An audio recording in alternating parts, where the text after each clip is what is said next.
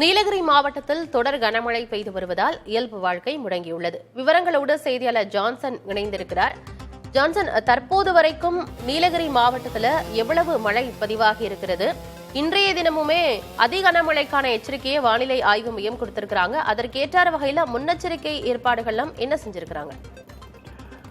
ஆனந்தி, நீலகிரி மாவட்டத்தில் இன்னைக்கு காலையில இருந்து பலத்த காற்றுடன் மிதமான மழை தான் பெய்து வருது. இந்த காற்றின் காரணமா பாத்தீங்கன்னாக்கா உதகை, குந்தா, கூடலூர், பந்தலூர் ஆகிய பகுதிகளில் உள்ள பள்ளிகளுக்கு மட்டும் இன்று விடுமுறை விடுக்கப்பட்டுள்ளது.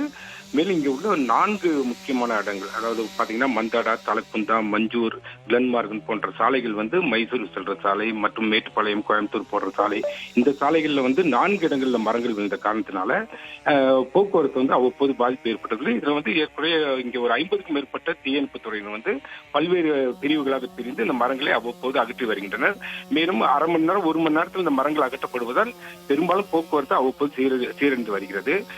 மழை அளவுன்னு பார்த்தோம்னாக்கா நமக்கு நீர்பிடிப்பு பகுதியான அவலாஞ்சி பகுதியில் 29.2 சென்டிமீட்டர் அளவுக்கு மழையும், அதுக்கு அடுத்ததா அப்பர் பவானியில 16.8 சென்டிமீட்டர் மழையும் பெய்துள்ளது. காலையிலிருந்து பரவல் அதை தொடர்ந்து மழை பெய்து கொண்டே இருக்குது. அதிக மழை என்று காலை எதுவுமே இதுவரைக்கும் பெய்யல. ஆனந்தி, கூடுதல் விவரங்களுக்கு நன்றி ஜான்சன்.